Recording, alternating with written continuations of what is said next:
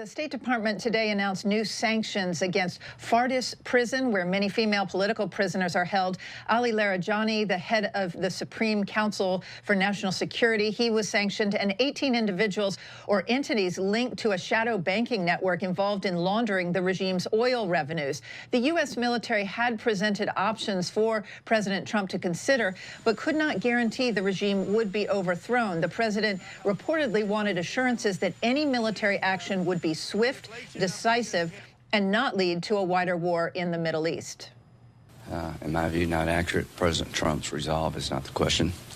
The question is, when we do an operation like this, should it be bigger or smaller? I'm in the camp of bigger. Time will tell. I'm hopeful and optimistic that the regime days are numbered.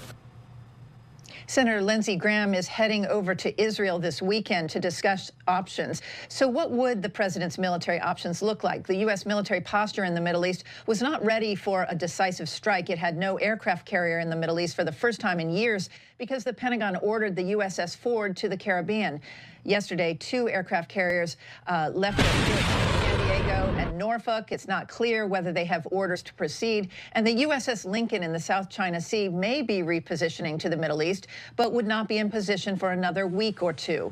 Also, the U.S. returned one of its anti-missile batteries back to South Korea and other missile defense batteries back to the United States following last summer's strike on Iran's nuclear sites, which burned through a lot of interceptor missiles that have yet to be replaced. Military experts say the president still has a lot of firepower in the Middle East, to likely include an Ohio-class submarine capable of firing up to 154 Tomahawk missiles. Regime targets could include missile production and storage sites, oil refineries key to their economy, or to go after some of the leaders themselves.